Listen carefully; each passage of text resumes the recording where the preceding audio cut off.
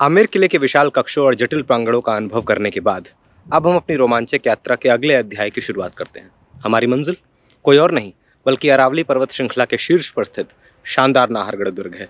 नाहरगढ़ का किला Jaipur pink city से लगभग 13 किलोमीटर दूर है। इस किले को आप जयपुर शहर में लगभग सभी जगहों से देख सकते हैं। अच्छी बात यह है कि इस किले तक वही रास्ता जाता है जिस पर जल महल, आमेर और जयगढ़ भी स्थित है। अरावली पहाड़ियों की चोटी पर बना यह किला बाहर से आने वाले टूरिस्ट के बीच तो पॉपुलर है ही, साथ ही जयपुर के लोगों का भी फेवरेट वीकेंड गेटअवे है। तो चलो नाहरगढ़ चलते हैं। NH 248 पर ड्राइव करते हुए जल महल पार करने के करीब 1 किलोमीटर बाद हमें बाईं ओर मुड़कर पहाड़ी रास्ते पर चढ़ना होता है। इस पहाड़ी रास्ते पर सिर्फ कुछ मिनट ड्राइव करके ही आप इतनी ऊंचाई हासिल कर लेते हो कि आपको नीचे दूर तक फैला जयपुर शहर और ऊपर शान से खड़ा जयगढ़ का किला दोनों दिखने लग जाता है। इस रास्ते के हर मोड़ पर आपको कुछ नया और अद्भुत देखने को मिलेगा। कुछ मोड़ों पर जब आप नीचे देखते हैं तो मानसागर झील में बसा जल महल और जयपुर शहर का खूबसूरत नज़ारा दिखता है, और कुछ मोड़ों पर ऊपर देखते ही शानदार जयगढ़ का किला आंखों के सामने आ जाता है। और ये सब कुछ हरे भरे पहाड़ी जंगल के बीच से गुजरते हुए होता है। लोग अपनी बाइक और कार साइड में पार्क करके इन मोड़ों पर रुकते हैं और ढेर सारी तस्वीरें खींचते हैं। जयपुर की हलचल भरी सड़कों को पीछे छोड़कर हम इस टेढ़े मेढ़े रास्ते पे आगे बढ़ते जाते हैं। जैसे जैसे हम अरावली रेंज में ऊपर बढ़ते हैं, हवा ठंडी होती जाती है और रोमांच की खुशबू हमारी इंद्रियों में भर जाती है।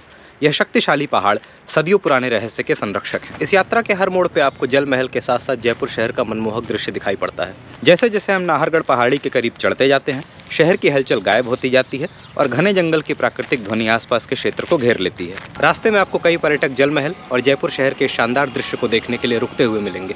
पर्यटक यहाँ अनगिनत तस्वीरें खींचते हैं। कोई भी इस मनमोहक दृश्य का 1 इंच भी छोड़ना नहीं चाहता। कुछ और दूर आगे चलकर आपको एक तिराहा मिलेगा जहां बाईं ओर का रास्ता नाहरगढ़ जाता है और दाईं ओर का रास्ता जाता है जयगढ़ की ओर। हम बाईं ओर मुड़ते हैं और अपनी यात्रा जारी रखते हैं।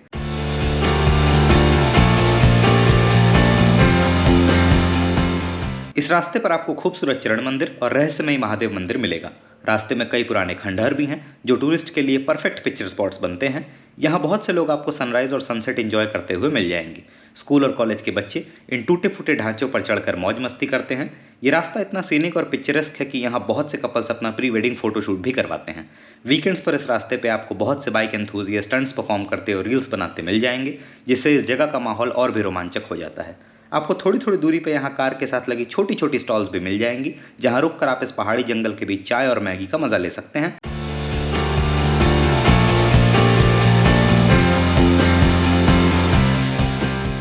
आप इस दृश्य को देखिए।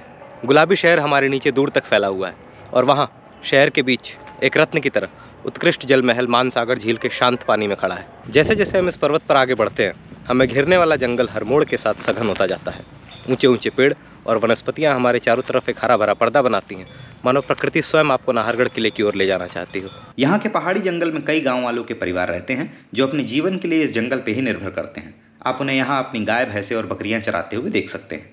रास्ते से उतरकर मुझे एक पगडंडी दिखी जो जंगल में अंदर की तरफ जा रही थी। इस पगडंडी पे आगे चलकर मुझे पत्थरों से बना एक मंदिर भी देखने को मिला, जहाँ हर दिन गांव वाले दीपक जलाते हैं और यहाँ के मोर और अन्य पक्षियों के लिए दाना भी डालते हैं। आओ मैं आपको इस मंदिर और आसपास के जंगल का बर्ड्स आई व्यू दिखाता हूँ।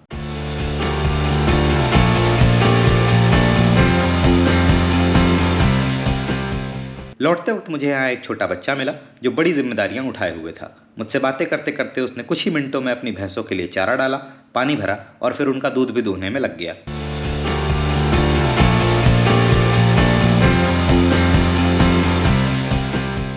नाहरगढ़ जाने वाले पहाड़ी रास्ते पर कुछ दूरी पर आपको मिलेगा श्री चरण मंदिर। यहाँ भगवान श्री कृष्ण और उनकी गायों के चमत्कारिक पदचिन्ह हैं। यहाँ रुककर दर्शन करना ना भूलें। कुछ और दूर आगे चलकर हम प्राचीन चरण मंदिर पहुंचते हैं, जिसका अस्तित्व जयपुर शहर से भी पुराना है। इसे 16वीं सेंचुरी में राजा मान सिंह ने बनवाया था, जो बहुत बड़े कृष्ण भक्त थे। मंदिर की कहानी काफ़ी दिलचस्प है। कहते हैं कि भगवान कृष्ण ने राजा मान सिंह को सपने में दर्शन दिए और अंबिका के जंगलों में अपने पैरों के निशान के होने की जगह बताई, जिसके बाद राजा ने अपने सेवकों को इस जगह को खोजने का आदेश दिया। जब जगह का पता चला तो वे अपने शाही पुजारियों के साथ वहाँ गए। इसके बाद पुजारियों ने पुष्टि की कि ये पैरों के निशान वास्तव में भगवान कृष्ण के ही हैं।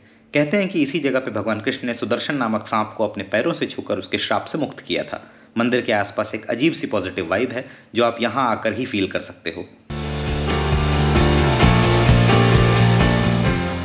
कुछ और दूर चलकर हम फाइनली नाहरगढ़ फोर्ट पहुंच जाते हैं। इस फोर्ट का एंट्री गेट सुबह 6 बजे खुल जाता है, जहां से आप अपने व्हीकल्स को अंदर लेकर जा सकते हैं। याद रखिए, ये फोर्ट के प्रेमाइसेस का एंट्री गेट है, फोर्ट का नहीं। फोर्ट में एंट्री सुबह 10 बजे से शुरू होती है। फिर भी यहाँ हर सुबह आपको बहुत से लोग सनराइज पॉइंट, जो कि इस प्रेमाइस के अंदर स्थित है, की तरफ वॉक करते हुए मिल जाएंगे।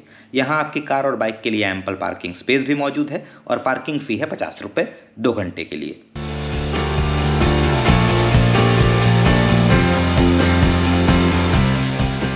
फोर्ट के ओपन होने से पहले यहाँ कई स्ट्रीट स्टॉल वेंडर्स आ जाते हैं जो आपको फ्रूट चाट, चनाचूर गरम और पापड़ सर्व करते हैं। साथ ही फोर्ट के एंट्री गेट से पहले एक कैंटीन भी है जहाँ रुककर आप पानी, चाय, कॉफी, लस्सी और अन्य स्नैक्स का मजा ले सकते हैं। नाहरगढ़ की इस यात्रा में आपके साथ ही कई जंगली मोर भी होते हैं जिन्हें आप जंगल के बीच में कहीं भी देख सकते हैं।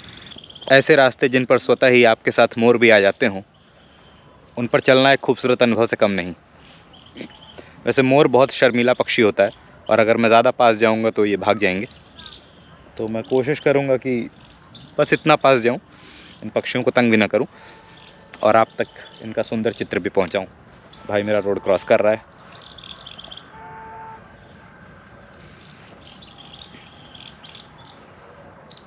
Let's see what happens. I am walking backwards and he is walking forwards.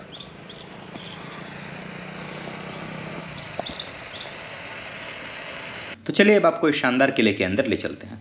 अंदर सबसे पहले आपको लेफ्ट साइड में टिकट विंडो मिलती है। इस फोर्ट का एंट्री टिकट 52 रुपये है।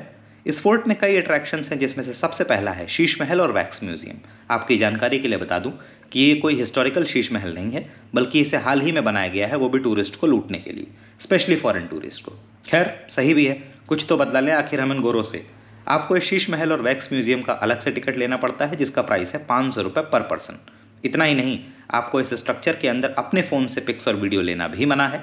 आप सिर्फ यहाँ के अपॉइंटेड फोटोग्राफर से ही अपनी पिक्स खिंचवा सकते हो, जिसके लिए अगेन आपको एक्स्ट्रा चार्ज पे करना पड़ता है, वो भी 100 रुपीज़ पर पिक्चर। मेरी माने तो आप इस जगह से दूर ही रहें। इससे अच्छा और ओरिजिनल शीश महल आप आमेर फोर्ट में देख सकते हैं, वो भी बिना किसी एक्स्ट्रा चार्ज के। आमेर वाले एपिसोड का लिंक मैंने आपको डिस्क्रिप्शन बॉक्स में दे दिया है। दूर से नाहरगढ़ किले की छाया को देखें, जो जयपुर के गुलाबी शहर की देखरेख करने वाला एक राजसी प्रहरी दुर्ग है। इसकी दीवारें सदियों बीतने की गवाह हैं और उन्होंने कई शासकों के उत्थान और पतन को देखा है। प्रवेश द्वार के पास पहुंचते ही आप किले की वास्तुकला को देखकर आश्चर्यचकित रह जाएंगे। पहाड़ की चोटी पर स्थित यह किला भारत की प्राचीन वास्तुकला प्रतिभा, समृद्ध विरासत और शिल्प कौशल का प्रतीक है। एक ऐसी संरचना जो चट्टानी इलाकों से चिपकी होने के कारण गुरुत्वाकर्षण को चुनौती देती प्रतीत होती है। बीते हुए युग की एक भव्य संरचना नाहरगढ़ दुर्ग में आपका स्वागत है। नाहरगढ़ दुर्ग को जयपुर के संस्थापक महाराजा सवाई जय सिंह द्वितीय द्वारा 1734 में निर्मित किया गया था। इस अतिशयोक्तिपूर्ण संरचना का उद्देश्य शहर की रक्षा करना तथा इसके आकर्षण को बढ़ाना था। इस किले का मूल नाम सुदर्शनगढ़ था, जिसे बाद में बदलकर नाहरगढ़ कर दिया गया था, जिसका अर्थ है बाघों का निवास। आपको यह जानकर आश्चर्य होगा कि नाहरगढ़ पर आज तक के इतिहास में कभी किसी सेना का आक्रमण नहीं हुआ। महल का निर्माण जयपुर शहर के शीर्ष पर स्थित राजा और शाही परिवार के लिए एक शांतिपूर्ण विश्राम स्थल के रूप में किया गया था। सन 1857 के भारतीय स्वतंत्रता संग्राम विद्रोह के दौरान नाहरगढ़ किले का उपयोग अंग्रेजों के छुपने के लिए एक आश्रय स्थल के रूप में भी किया गया था। शीश महल के आगे है दीवाने खास, जिसे अब एक रेस्टोरेंट में बदल दिया गया है। यहाँ भी प्रॉब्लम सेम है, नाम बड़े और दर्शन छोटे। अगर आप फोर्ट में घूमकर बहुत थक गए हैं तो यहाँ आराम कर सकते हैं और साथ ही लाइम सोडा और कुछ हल्के स्नैक्स ऑर्डर कर सकते हैं। खाने का टेस्ट एवरेज है और प्राइसेस के हिसाब से बिल्कुल अनजस्टिफाइबल भी।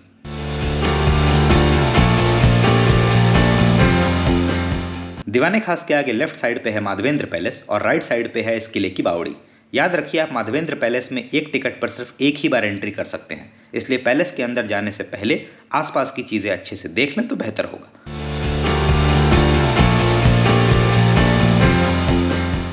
आओ आपको मैं इस बावड़ी के बारे में बताता हूँ। नाहरगढ़ किले में 2 बावड़ियाँ भी हैं। इनमें से एक किले के भीतर और एक किले के बाहर प्राचीर पर स्थित है। इनमें से बड़ी वाली किले के बाहर है। भारत की अधिकांश अन्य बावड़ियों के विपरीत इन बावड़ियों की रचना एकदम विषम है। इसका मुख्य कारण यह है कि इन बावड़ियों का निर्माण पहाड़ों के प्राकृतिक भूभाग को बदले बिना किया गया है। माधवेंद्र पैलेस के सामने इस बड़े से ओपन स्पॉट में आप सेगवे राइड के मजे ले सकते हो। इसके चार्जेस हैं 100 रुपये 2 चक्करों के लिए। मैंने भी लाइफ में पहली बार सेगवे का मजा यहीं पे लिया। यहीं पीछे वॉशरूम्स भी अवेलेबल हैं।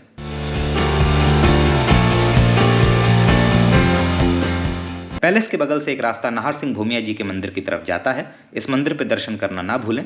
अच्छी बात यह है कि सुबह शाम आज भी इस मंदिर में पूजन और आरती होती है।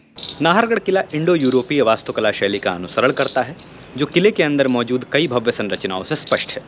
ऐसा कहा जाता है कि इस किले की ऊंचाई 700 फुट से भी अधिक है। किले के बाईं तरफ ताड़ी गेट प्रवेश द्वार है, जिससे प्रवेश करने पर आपको जयपुर के महाराजाओं के देवी देवताओं को समर्पित एक मंदिर दिखाई देगा। इसके अलावा किले के अंदर एक और मंदिर है जो राठौड़ राजकुमार नाहर सिंह भूमिया को समर्पित है। किंवदंती है कि नाहर सिंह की अशांत आत्मा के कारण नाहरगढ़ किले का निर्माण लंबे समय तक बाधित रहा। किले के निर्माण को फिर से शुरू करने के लिए राजपुजारियों ने यज्ञ करके प्रेतवादित आत्मा को शांत किया और किले के भीतर नाहर सिंह को समर्पित एक मंदिर का निर्माण किया। तो चलिए माधवेंद्र पैलेस के अंदर चलते हैं। ये पैलेस इतना खूबसूरत है कि यहाँ बहुत से फिल्मों और गानों के सीन शूट हुए हैं, जैसे कि बादशाह का ये गाना।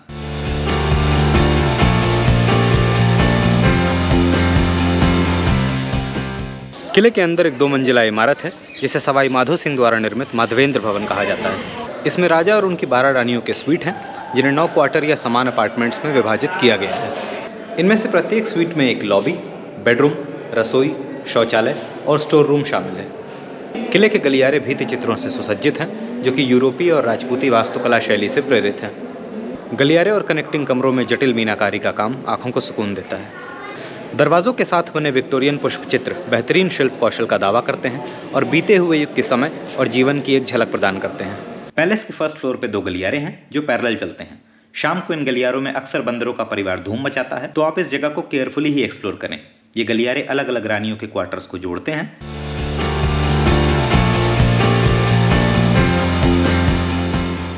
ये गलियारे जिन क्वार्टर्स में खुलते हैं वहीं से आपको ऊपर छत तक जाने वाली पतली सी सीढ़ी मिलेगी।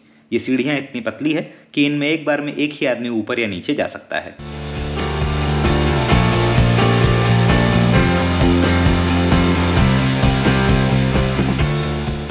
इस पैलेस की छत से जयपुर शहर का वो नज़ारा दिखता है जैसा आपने अक्सर फिल्मों में देखा होगा। मेरी मानिए तो आप बस यहाँ चिलचिलाती गर्मी में आने की भूल मत करना। अगर गर्मियों का सीजन हो भी तो छत पर सनसेट के वक्त ही आएँ। यहाँ इतनी ऊंचाई पे बहुत अच्छी हवा चलती है और चारों तरफ बेहतरीन सीनरी है। सच मानिए यह नज़ारा आपको वीडियो में जितना भी खूबसूरत लग रहा हो, असल में उससे भी ज़्यादा है। यही कारण है कि ये पैलेस रात में 9 बजे तक ओपन रहता है, क्योंकि यहाँ से सनसेट और दूर तक फैले जयपुर शहर को देखना भला कौन ही मिस करना चाहेगा। सनसेट के बाद जैसे जैसे आसमान में रोशनी कम होती है, नीचे शहर में लाइट्स जलने लगती हैं और फिर आता है सिटी लाइट्स के बैकग्राउंड वाला पिक्चर परफेक्ट मोमेंट। आओ मैं आपको गोप्रो के टाइम लैप्स फीचर का यूज़ करके पैलेस की छत से सनसेट दिखाता हूँ।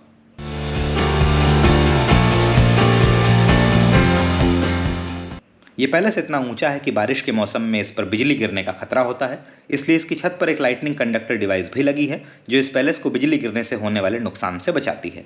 अब जब आपने इस किले की सुंदर वास्तुकला और गौरवशाली इतिहास की प्रशंसा की है, तो आइए नाहरगढ़ किले की आसपास की चीज़ों पर एक नज़र डालें, जिसमें से सबसे पहली है जयपुर वैक्स संग्रहालय। पुरातत्व एवं संग्रहालय विभाग, पर्यटन विभाग और राजस्थान सरकार के सामूहिक समर्थन के साथ नाहरगढ़ किले के मुख्य प्रवेश द्वार के बाईं ओर एक भव्य आकर्षण बनाया गया है। इस मोम संग्रहालय में बॉलीवुड हस्तियां, प्रख्यात खिलाड़ी, स्वतंत्रता सेनानी, सामाजिक कार्यकर्ता और जयपुर के महाराजा एवं महारानियों को समर्पित 35 से अधिक सिल्कन और मोम की मूर्तियां हैं।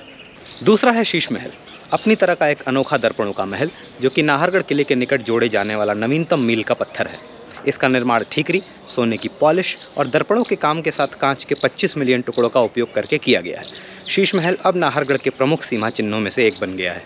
तीसरा है मूर्तिकला पार्क। विशाल नाहरगढ़ किले के माधवेंद्र पैलेस के अंदर बने इस पार्क में मूर्तियों का भव्य संग्रह है। यह आपको उस युग में वापस ले जाता है जहां राजा महाराजाओं ने इस भूमि पर शासन किया था और मध्यकाल की जानकारी देता है।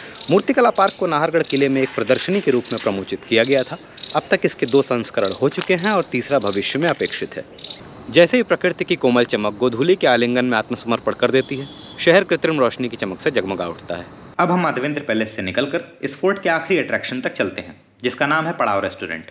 ये इस फोर्ट के अंदर मौजूद दूसरा रेस्टोरेंट है जिसका मेन यूएसपी यहाँ से मिलने वाला व्यू है, वही व्यू जो आपने पैलेस की छत से देखा। इस रेस्टोरेंट में रीजनेबल रेट पे अल्कोहल और सिगरेट्स भी सर्व की जाती हैं, जिसकी वजह से यहाँ हमेशा भीड़ रहती है। आपको बता दूं कि इस रेस्टोरेंट में भी 100 रुपीज़ एंट्री चार्ज है जो आप अपने फूड बिल में रिडीम कर सकते हैं। दीवाने खास की तरह यहाँ का भी फूड काफ़ी एवरेज है। अगर आप ड्रिंक या स्मोक करना प्रेफर करते हैं और अपने फ्रेंड्स एंड फैमिली के साथ हंसी मजाक और बकैती करने के लिए एक मस्त जगह ढूंढ रहे हैं तो आप यहाँ आ सकते हैं। पर अगर आप फूडी हैं और आपकी प्रेफरेंस अच्छा डिलीशियस खाना है तो इस जगह को अवॉइड ही करें तो बेहतर होगा। नाहरगढ़ के इस एपिसोड में बस इतना ही। नमस्कार, अलविदा, जय हिंद। आप सभी दर्शकों से अनुरोध है कि आप एक छोटा ब्रेक ले लीजिए और चाय पानी पी लीजिए, क्योंकि जयपुर में कहानियाँ और किले तो अभी और भी हैं। नाहरगढ़ से निकलकर हम चलेंगे जयगढ़ की ओर। जयगढ़ किले का निर्माण वर्ष 1726 में तत्कालीन सत्तारूढ़ महाराजा सवाई जयसिंह द्वितीय द्वारा किया गया था। उन्हीं के नाम पर इस किले का नाम जयगढ़ रखा गया। इस किले की अवधारणा एवं अभिकल्पना मशहूर वास्तुशिल्प विशेषज्ञ विद्याधर भट्टाचार्य ने की थी। विद्याधर ने यह सुनिश्चित किया कि किले का निर्माण कार्य जटिल रूप से क्रियान्वित हो।